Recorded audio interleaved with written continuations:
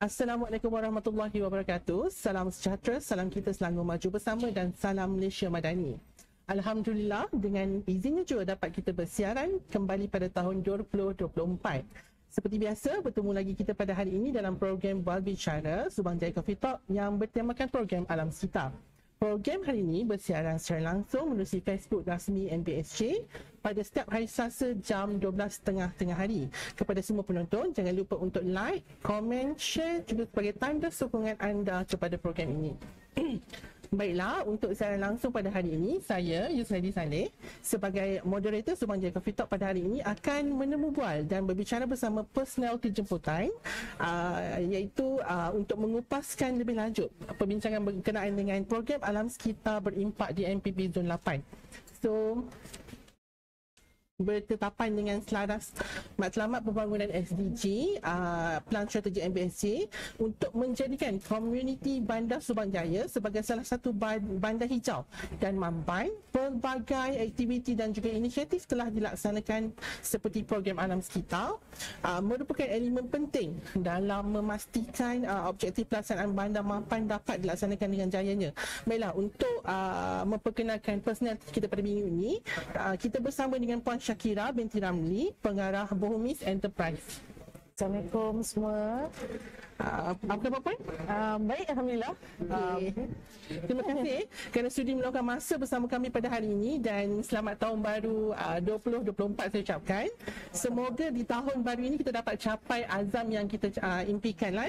Baiklah, untuk program kita pada hari ini, kita akan lebih berkisarkan kepada perkongsian berhubung pelaksanaan program Alam Sekitar yang berimpak khususnya di MPP Zon 8 ya. Justru diharapkan warga Subang Jaya dapat mengadaptasi peluang dan juga pelaksanaan yang sama telah dilaksanakan oleh pihak Bohomis ke arah melestarikan bandar Subang Jaya menjadi sebuah bandar hijau dan juga bandar mampan. Okey, sebelum kita mengupas lebih lanjut ya berkenaan dengan pelaksanaan projek yang telah dilaksanakan oleh pihak Bohomis, boleh tak Puan perkenalkan diri dulu? Kita nak kenal siapa Puan sebenarnya dan juga apakah produk yang dihasilkan oleh Bohomis ini sendiri? Okey, Assalamualaikum semua. Nama saya Syakira. Saya adalah penduduk di MPP Zon 8, Kampung Batu 13. Saya juga pengarah untuk Bohomis Enterprise. So Bohomis ni sebenarnya adalah sebuah social enterprise, perusahaan sosial di mana kami produk yang kami hasilkan, keuntungannya dikongsikan bersama komuniti kami di Kampung Batu 13. So Bohomis bermula sebagai di Kampung 13 ni kita ada buat satu program iaitu Upskill, Create and Earn, di mana kita kumpulkan belia-belia di Kampung Batu 13 dan hasilkan produk, kita upskillkan diorang, kita bagi latihan untuk diorang upskill dan seterusnya diorang boleh buat bekerja dengan kita, buat produk dan diorang dapatkan pendapatan daripada situ. So itu adalah yang pertama, iaitu pada musim COVID, PKP dulu kita mulakan inisiatif ni dan seterusnya kita bekerjasama dengan biji-biji inisiatif di mana kita adakan program Beyond Beans 1.0 dan 2.0 seterusnya pada tahun daripada tahun 2020 kita start Beyond Beans 1.0 dan 2.0 ini di mana kita buat pengumpulan plastik sebab kita tahu masalah sisa buangan yang ada di dalam kampung, kita nak kurangkan lah. Itu adalah salah satu inisiatif yang pertama. So, baiklah, saya difahamkan projek yang diusahakan oleh Bohomis ni merupakan projek yang dilaksanakan Batu Kampung Batu 13 sendirilah projek Recycle 8 merupakan kesinambungan daripada projek Beyond Bin 1.0 kepada Beyond Bin 2.0. Betul. So boleh tak Puan jelaskan sebenarnya apa projek Recycle 8 dan bagaimana tercetusnya pelaksanaan projek ni sebenarnya? Okey. So Recycle 8 ni kita dia adalah kesinambungan daripada Beyond Beans 1.0 dan Beyond Beans 2.0. 1.0 kita mulakan dengan pengumpulan plastik daripada penduduk kampung dan penduduk di sekeliling Kampung Batu 13 dan dari situ mereka dapat earn income lah. Itu yang pertama. Yang kedua, Beyond Beans 2.0 di mana kita cuba untuk hasilkan produk. Salah satunya adalah kita shred semua plastik-plastik ni dan kita cuba untuk jualkan kepada kilang-kilang yang memproses plastik recycling ni. Dan recycling ni pula adalah satu kesinambungan daripada BNB 9.0 dan 4.0, di mana kita nak pergi lebih besar. Kita bukan sahaja nak menjadikan ia program yang menghasilkan pendapatan kepada penduduk, tapi kita nak juga satu macam kickstart lah untuk mengubah mentaliti secara terus dan bekerjasama dengan kita punya council, kita punya ahli-ahli majlis, ketua kampung secara menyeluruh untuk mengurangkan permasalahan sisa-sisa buangan yang terlebih di dalam Kampung Batu 13. Betul. Nampaknya satu projek yang orang kata baguslah, berimpak kepada penduduk sekitar. Okey. Seterusnya saya nak tanyakan soalan kepada Puan. Projek recycle ini dilaksanakan dengan kerjasama pihak MPP Zon 8 di Kampung Batu 13. Bagaimana sebenarnya sambutan daripada pihak komuniti sendiri terhadap projek yang telah dilaksanakan oleh pihak Burumis ni? Okay. Alhamdulillah, saya rasa setakat ini pada permulaan masa kita mulakan Beyond Beans tu memang a bit sukar sikit sebab kita masih lagi nak berkenalan dengan penduduk kampung apa semua. Tapi sekarang ni untuk program yang dah sampai ke recycling ni saya rasa lebih mudah sebab kita dah kenal penduduk kampung. Diorang dah tahu apa kita buat dan sokongan tu lebih senang bila kita buat program. Diorang boleh datang dan kita macam buat sesuatu program yang bagi diorang rasa bermanfaat kepada mereka dan diorang boleh setiap kali kita ada program memang dia akan join lah macam tu. So it's something yang kita rasa gembira juga sebab bila penduduk kampung pun bagi kerjasama, kita tahu yang apa yang kita buat tu, impact yang kita nak berikan tu sikit sebanyak dah sampai dah halfway dia. Dari segi penyertaan, kebiasaannya golongan yang macam mana yang menyertai program yang Puan laksanakan? Program ni lah. So yang kita target sebenarnya memang suri rumah dan belia pelajar lah. Okay? Sebab kenapa pelajar, belia adalah kita kalau nak ubah mentaliti kita kena mulakan dengan dari akar umbi. So daripada kecil lah. So kita mulakan dari situ. So kita tahu the next generation dah hadir lah dalam diorang punya minda. Untuk suri rumah pula, saya rasa kenapa kita target kepada suri rumah adalah sebab suri rumah lah yang akan mengawal sisi-sisi buangan yang ada dari rumah tu. Betul. Dan mereka sentiasa ada dekat kampung, dia sentiasa ada dekat rumah. Dan bila kita mengubah someone yang menguruskan rumah tu daripada rumah, dia akan macam berjangkit kepada jiran, kepada dan seluruh kampung tu sendiri. Itu cara kita sama seperti pepatah lah, bila kita nak memulakan satu perkara, kita bermula daripada rebunnya. Betul. Baiklah, soalan seterusnya, apakah program ataupun aktiviti yang dilaksanakan dalam projek recycle ini sendirilah? Boleh kongsikan kepada penonton kita tak? Apa jenis program yang dilaksanakan dan dirancang oleh pihak Puan sendiri sebenarnya? Okey, so kita ada 3 proses, di mana yang pertama kita nak mengubah mentaliti. So untuk mengubah mentaliti ni kita akan sediakan bengkel-bengkel, kita akan bagi kelas. Okey, so yang macam kita buat pada 22 Disember yang lepas adalah kita buat majlis pelancaran yang alhamdulillah telah dilancarkan oleh YB Tuan Abbas sendiri, majlis pelancaran Kampung Eco Recyclate di Kampung Batu 13 sendiri. Pada hari itu kita bagi bengkel, kita ada tawarkan bengkel secara percuma, dan kita harap kita pun dapat bagi bengkel ni sampai sehingga habis 2024 ni juga. So pada hari itu kita ada tawarkan bengkel cara-cara untuk kita semua yang terbaik, dan lagi satu kita ada bengkel kompos, maknanya sisa buangan organik tu kita buat jadi kompos dan dia orang boleh guna untuk betul-betul betul. Okay. So yang bengkel terakhir kita buat adalah bengkel membuat sabun daripada minyak masak terpakai. Dan ini kita suka sebab masa kita nak buat tu kita approach peniaga yang ada dekat dalam kampung ni. Diorang sendiri kita cakap kita nak guna, boleh tak bagi kerjasama, kita ambil awak punya minyak masak terpakai dan kita untuk program ni kan. So bila kita dapat juga kerjasama daripada peniaga-peniaga yang ada dekat dalam tu pun saya rasa is one more step yang kita dah berjaya lah untuk kita dapatkan memang betul-betul 100% penduduk kampung untuk beri kerjasama. So the next one yang kita harap dapat buat bulan Januari ni adalah buat lilin menggunakan minyak masak terpakai. Itu adalah langkah yang pertama lah. So langkah yang kedua yang kita nak kita buat untuk program ni adalah pengumpulan plastik. So kita maksudnya point produk-produk yang dihasilkan daripada barangan-barangan kita semula ni ia menjadikan satu barang yang dikomersialkan atau macam mana? Ya, betul. So kita macam kita mostly concentrate dengan plastik. So bila kita kumpulkan plastik ni, kita akan buat satu produk baru di mana Bohom ni sebagai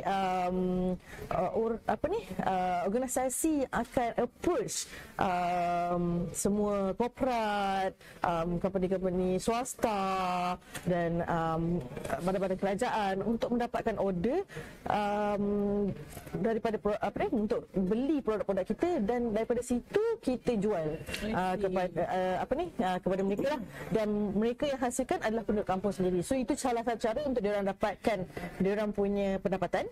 Kita pun ada jual dalam Instagram, dalam Facebook. Sebelum ni kita ada buka kedai, kita ada jual dekat kedai, dan harapnya tahun 2024 ni kita akan cari tempat yang menerima vendor. So kita boleh untuk tempatkan barang-barang ini. Betul. So kita dapat luaskan lagi kita punya market, dan orang kenal kita Kampung Batu 13 ada produk tersendiri. Pengeluar lah maksudnya kepada barang-barang yang kita semula. Betul. Soalan seterusnya saya nak tanya pandangan Puan sendirilah. Sepanjang pelaksanaan program ini, apakah manfaat sebenarnya dapat daripada projek Recycle Aid ini kepada komuniti setempat, dan apakah juga kesan dan juga impak positif yang Puan nampak sepanjang projek ini dilaksanakan? Sebab saya difahamkan projek ini dilaksanakan pada tahun 2020, betul? Betul. Kita start 2020 sehingga kini projek ini berterusan. So kita nak tahulah pandangan Puan sendiri, apa impak yang Puan nampak lah? Pada saya untuk sebuah program yang memerlukan kita untuk mengubah mentaliti itu perlukan masa yang lama. Betul. Dia bukan setahun, bukan 2 tahun, ataupun kadang-kadang orang datang dan terus buat satu program ni terus gerak macam tu kan. So it's not like that. Pada saya kita perlukan masa yang lama. Macam sekarang ni kita daripada 2020 dah 2024, hampir 4 tahun. Kita awal 3 tahun pertama adalah untuk build up relationship pada saya. So bila kita dah build up relationship, kita akan dapat nampak it's a bit easier untuk kita teruskan dan kembangkan program tu. Pada saya sokongan yang penduduk kampung berikan memang sangat bagus setakat ini.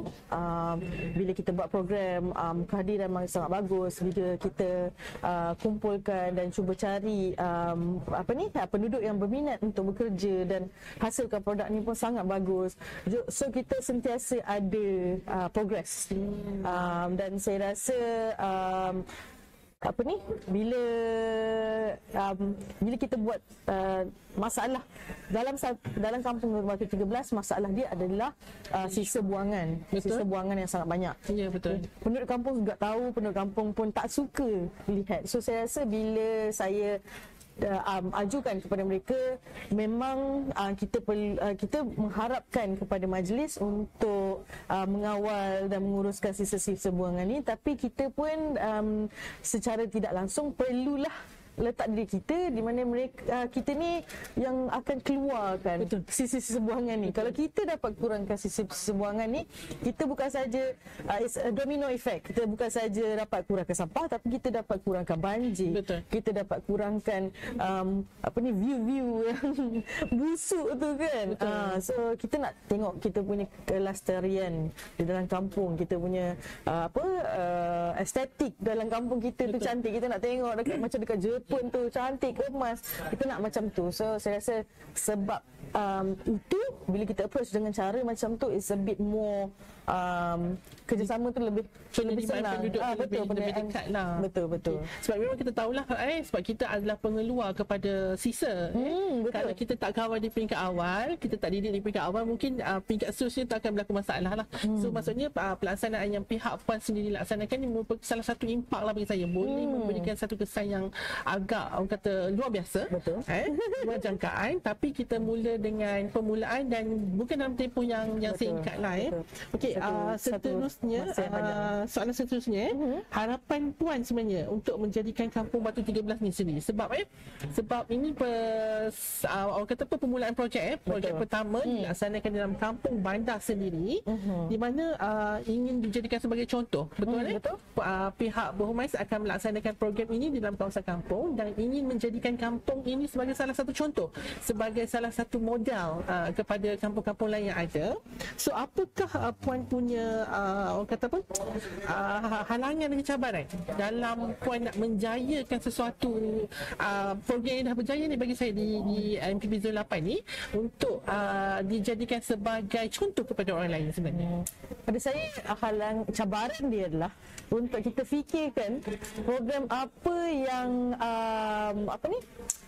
program apa yang boleh menarik minat penduduk kampung untuk datang, dan bila diorang datang tak ada rasa sia-sia, diorang rasa berbaloi, diorang boleh bawa balik apa yang diorang dah belajar dan gunakan, bukan macam diorang rasa bosanlah hari ni pergi program ni tak ada buat apa dan pergi balik tak guna. Kita nak kita cara untuk fikirkan macam mana diorang boleh datang, belajar dan implement dalam kehidupan diorang. So saya rasa itu adalah satu cabaran, sebab kita kena understand how they live. Kita kena understand apa day to day diorang dan macam mana diorang boleh kita boleh gunakan diorang punya day to day life tu untuk buat program yang sesuai dengan diorang. So saya rasa itu satu cabaran yang suka juga pada saya, sebab kita kena understand everyone, tapi saya rasa alhamdulillah lah, kita pun masih lagi boleh berbicara dengan penduduk kampung apa yang rasanya adalah program yang boleh dijayakan, dengan diorang rasa diorang berminat nak datang, diorang tak nak miss it.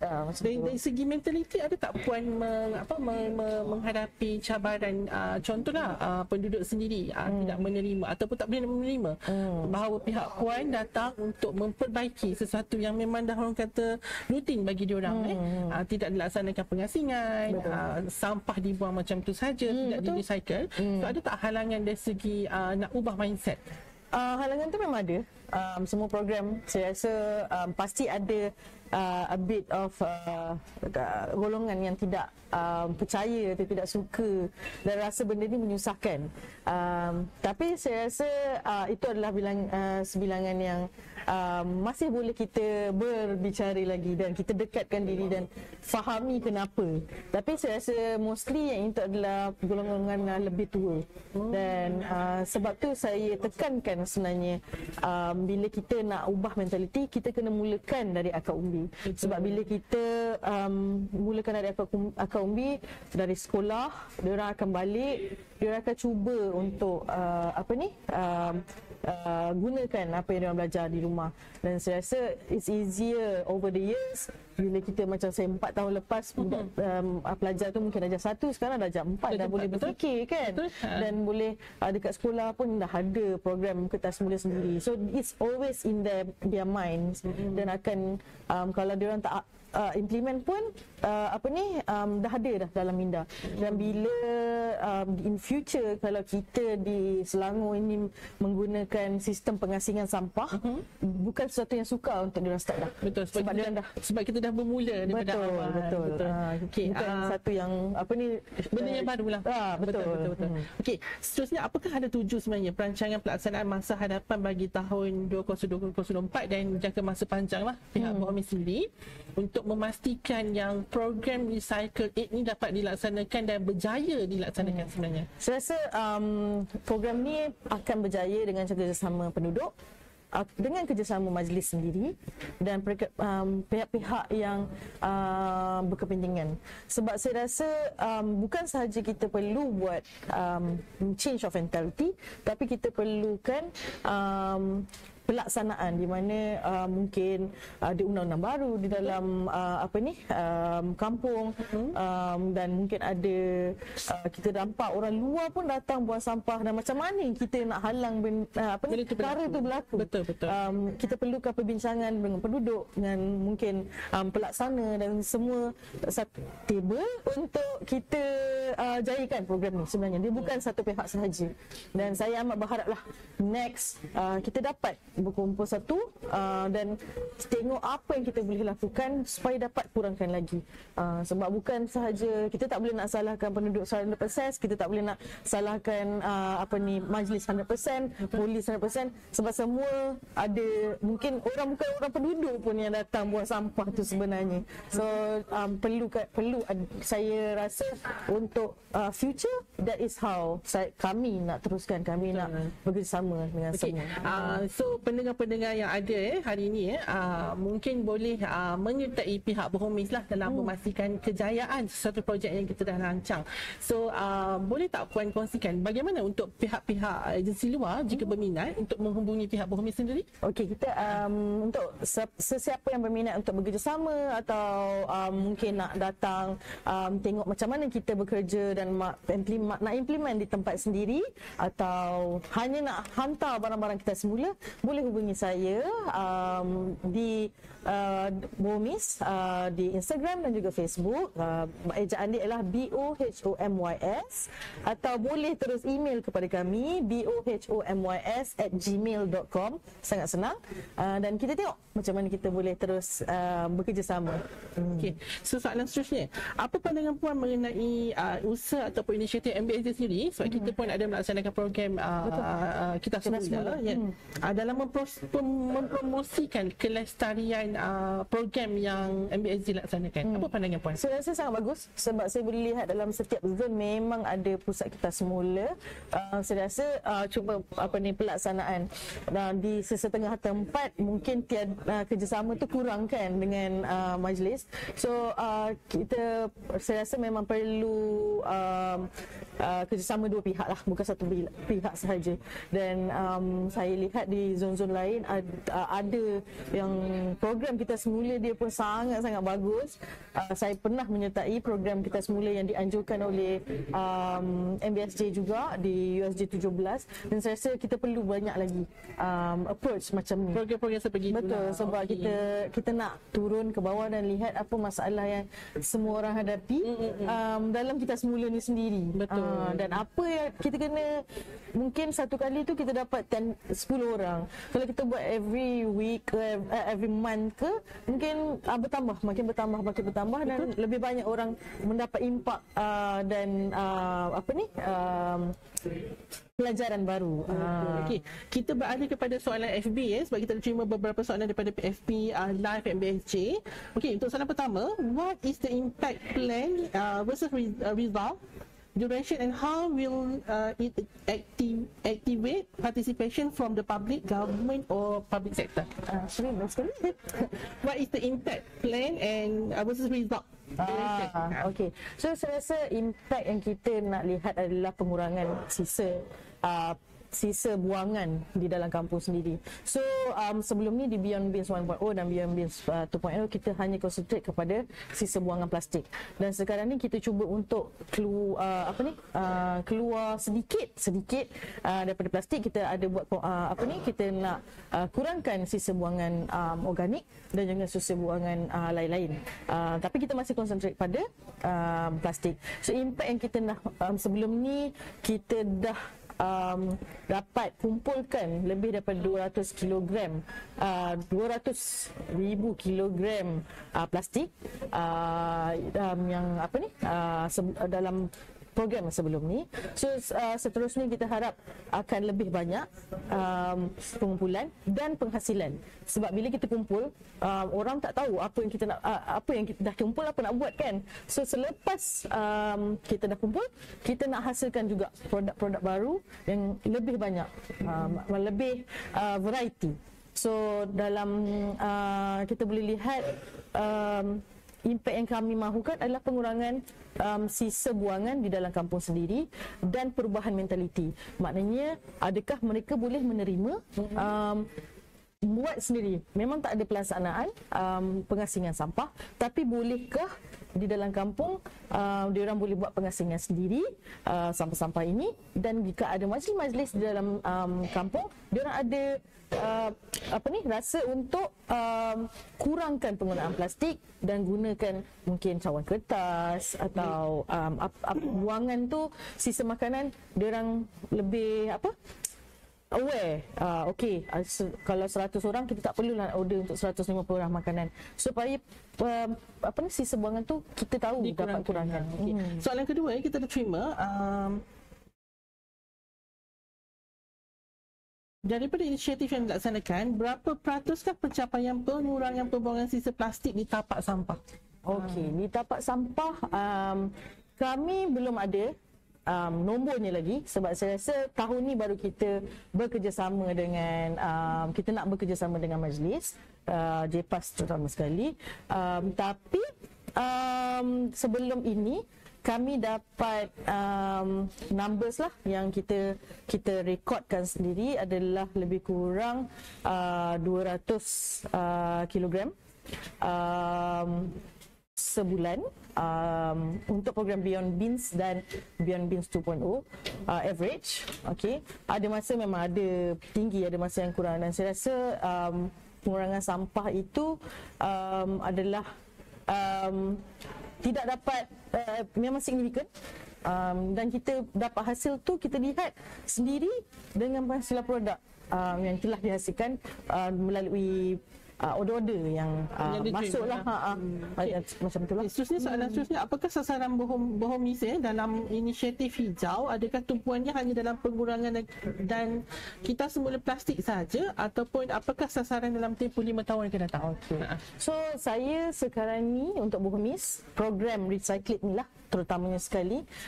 Untuk program recycling ni sasaran kami adalah dalam masa 3 tahun Kampung Batu 13 adalah kampung contoh dalam sektor mengitar semula, kampung bandar yang mengitar semula. Kita tak boleh kira dengan penduduk bandar biasa dengan sebab dia ada dua mentaliti yang berbeza. Betul. So kita nak menjadikan kampung contoh, Kampung Batu 13 ni kampung contoh di mana kita ada center kita sendiri untuk kita semula, untuk mendapat berikan pendidikan dan juga kerjasama bersama semua organisasi dalam menghasilkan satu kampung yang di mana kita semula itu adalah penjanaan pendapatan untuk penduduk kampung itu sendiri. Okay. Soalan seterusnya kita ada, proses pengasingan sampah telah di-intro a few years back. Tapi kenapa sekarang dan dah tak ada news pun sebenarnya pasal kita untuk Selangor kita memang promote, betul? Kita promote untuk pengasingan sampah ni. So sebenarnya tiada isu di mana saya rasa kita tak ada ke atau ada ke. Mungkin promotion wise kita kehilangan sikit di waktu COVID masa tu kan. Dan di Selangor sendiri kita mengenakan bayaran pada penggunaan plastik dan sebagainya. Saya rasa itu adalah inisiatif yang masih lagi dilakukan dan saya sangat sokong. Dan mungkin sekarang untuk recyclate kita punya fokus adalah penduduk kampung. Betul. Sebab penduduk kampung terutamanya di Kampung Batu 13 mungkin masih memerlukan perubahan dari segi mentaliti untuk cara pembuangan yang betul. Sebab cara pembuangan di dalam bandar dan di dalam kampung bandar adalah berbeza. Betul. Kita ada center untuk penduduk kampung keluar rumah dan buang di dalam tong sampah yang sangat besar. Manakala di rumah teres biasa kita dah buang sampah di depan rumah sahaja kan. So untuk pengasingan tu mungkin menjadi sukar. So kita masih lagi perlu perbincangan bagaimana kita nak laksanakan pembuangan sampah, pengasingan sampah ni lah. Kalau kita nak laksanakan secara undang-undang. Betul. So soalan terakhir daripada FB Live kita, di manakah lokasi pusat pelaksanaan program recycle ini dijalankan sebenarnya? Tuan tak kongsikan. Jika penduduk nak hantar barangan kita semula, ke mana hala tujunya perlu dihantar sebenarnya? So kita ada pusat pengumpulan barangan kita semula di Kampung Batu 13 ni, specifically di Kampung Tengah, di hadapan Balai Masyarakat MPP Zon 8. Tapi kalau dalam kawasan anda di Subanjaya, saya rasa setiap zon pasti ada pusat pengumpulan kita semula ni. So kita tak perlu pun datang, kalau daripada jauh datang ke Kampung Tengah untuk berikan barang-barang kita semula ni. Itu adalah salah salah satu pembaziran juga sebab kita kena guna minyak nak datang padahal dekat sana dah ada. So boleh check dengan majlis di manakah yang terdekat. Saya rasa dalam website pun ada untuk check kan. Siapa yang nak buang barang-barang kita semula ni boleh check di mana yang terdekat dan buang di sana. Tapi kalau dekat dengan kami, apa salahnya boleh hantar kepada kami. Yang kami terima buat masa sekarang adalah plastik dan juga kaca. Baik. Okey, baiklah, sebelum kita menutup tirai sesi bual bicara pada hari ini, apakah hasrat dan juga harapan puan kepada warga Subang Jaya yang menonton Coffee Talk pada hari ini untuk berkenaan dengan pelaksanaan kita semula? Saya rasa kita semula ni perlu datang daripada rumah dan kita perlu belajar cara yang betul untuk kita semula. Dia bukan dah makan dan terus buang. Itu bukan kita semula. Kita perlu bersihkan dan semua. Kita kena belajar. Kita sekarang ni dah ada internet yang kita boleh Google cara yang terbaik untuk kita semula dan apakah kategori yang ada. So pelaksanaan itu perlulah datang daripada kita pada mulanya dan pihak-pihak pelaksana ni semua hanyalah untuk membantu menguruskan dan kita perlulah mengubah mentaliti kita bahawa semua sampah ni hanya perlu diuruskan oleh majlis daripada KDEB dan sebagainya, tapi kita sendiri perlu tunjukkan jati diri kita. Kalau kita rasa kita dah cukup bersih kan semuanya, perlulah tunjuk yang kita juga ada inisiatif untuk kita semula barangan, kerana terdapat banyak kesan-kesan buruk jika kita tidak teruskan mengitas semula di masa hadapan. Mungkin bukan sekarang, di masa hadapan kita akan lihat kesannya nanti.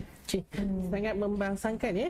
Baiklah, berakhirnya sesi soal jawab kita pada hari ini, maka berakhirlah program Bual Bicara Subang Jaya Coffee Talk yang bertemakan program Alam Sekitar. Terima kasih diucapkan kepada Puan Syakira atas kesudian dan juga masa yang telah diberikan sepanjang 30 minit kita bersiaran ya. Diharapkan perkongsian input dan juga informasi yang disampaikan adalah jelas dan boleh menarik minat lebih ramai warga Subang Jaya untuk menyertai program-program seperti yang telah dilaksanakan oleh pihak Berhormat sendiri ya. Sebelum saya mengundur diri, terima ungkapan daripada saya, esok adalah bagaikan misteri. Jangan berhenti berharap meskipun tahun telah berganti. Kerana itulah impian yang kita ingin kecapi. Selamat Tahun Baru 2024 saya ucapkan, sehingga kita bertemu lagi di minggu hadapan pada hari dan waktu yang sama. So, sekian. Assalamualaikum. Sekian, terima kasih. Salam.